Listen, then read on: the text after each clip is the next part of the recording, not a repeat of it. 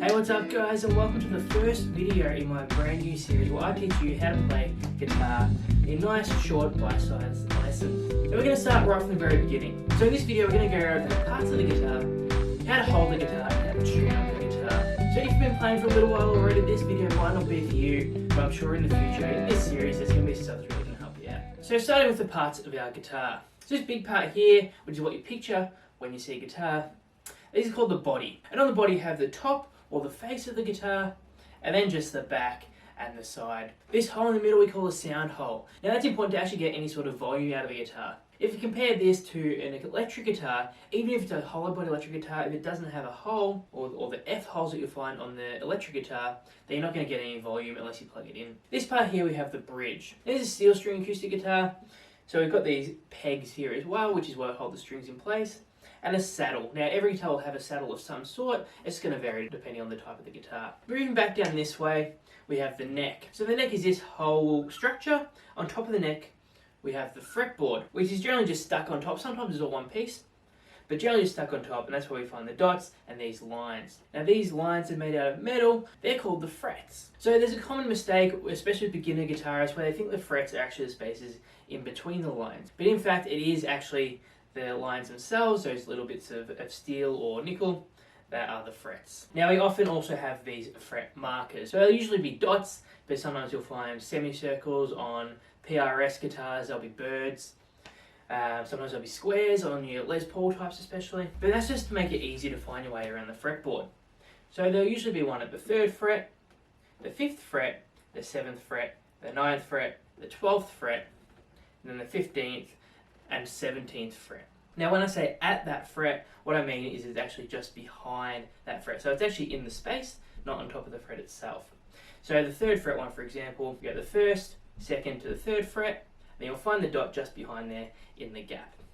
So that's at the 3rd fret. Finally we come down here, this is called the headstock. And on the headstock we have machine heads or tuning pegs, depending on what you want to call it. But this is how you tune up the guitar and how you keep it in tune.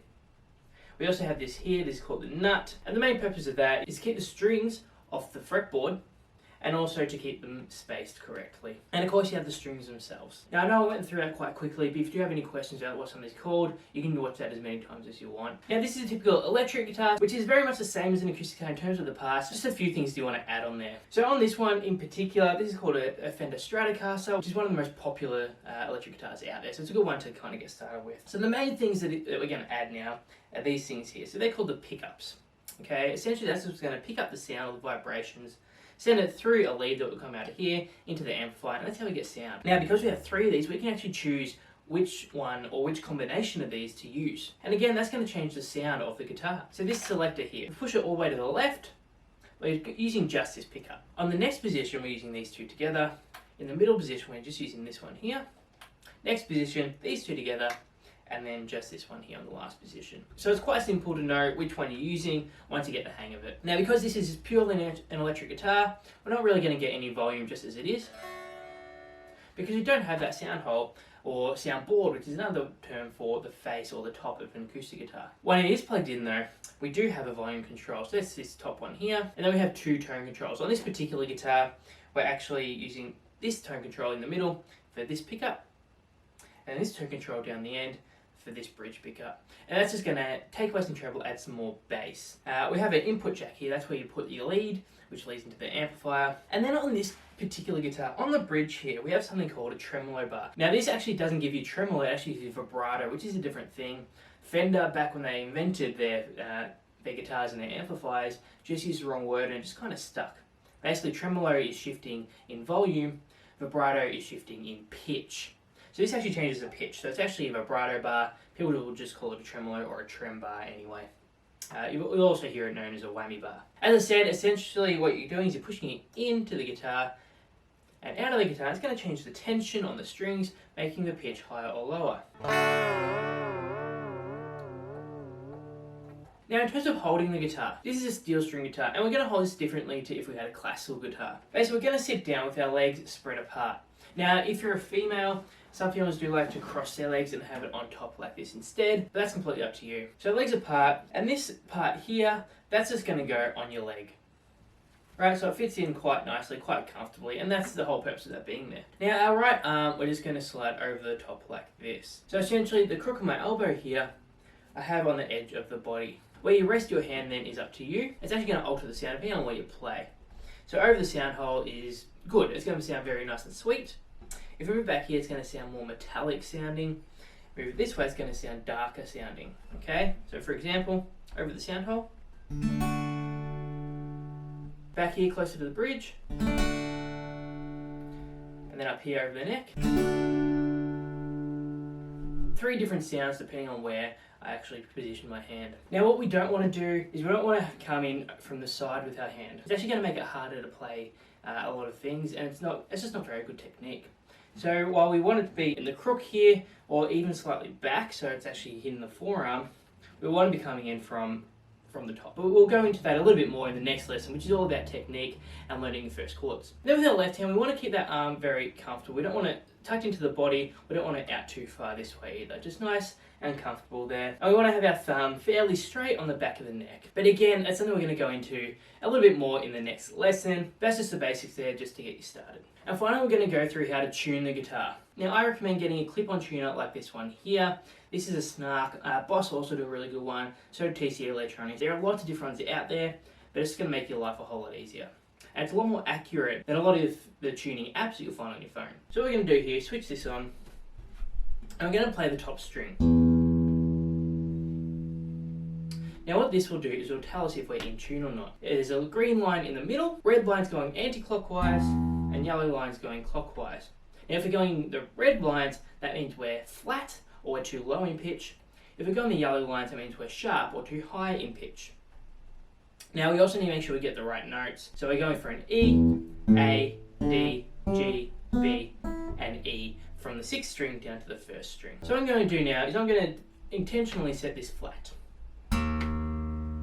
Okay, so now I'm actually down in D sharp, so that's a whole note flat. So because I'm flat, what I want to do is increase the tension on the string. So how I do this is I twist this anti-clockwise. Now still a little bit flat. So now I've gone too far the other way. So now I want to release the tension on the string. So I'm going to twist it the other way. So now I'm in the middle. It's always a good idea though to try to tune from below the pitch that you need. Just because it's going to hold the tension a lot better that way, and so you'll see in tune better as well. So I'm actually going to go a little bit too far and then back up to pitch. And then we do it for the rest of the strings.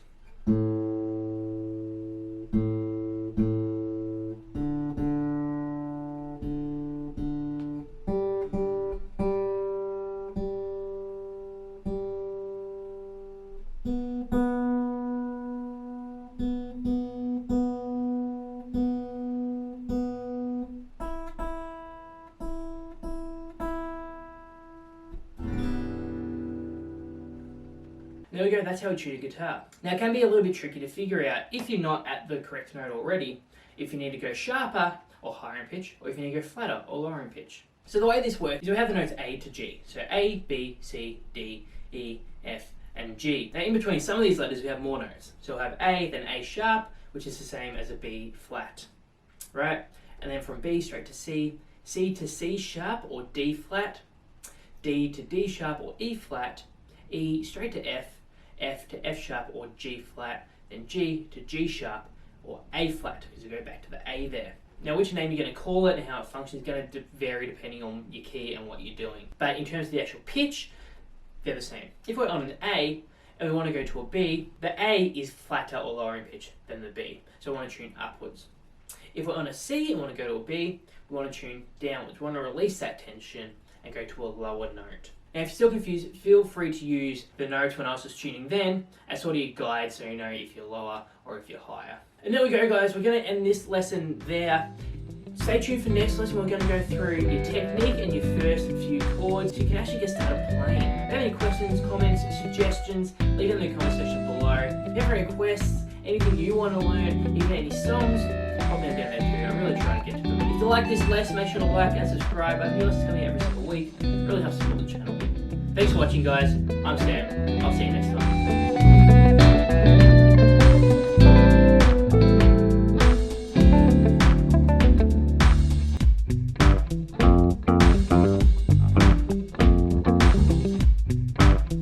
it.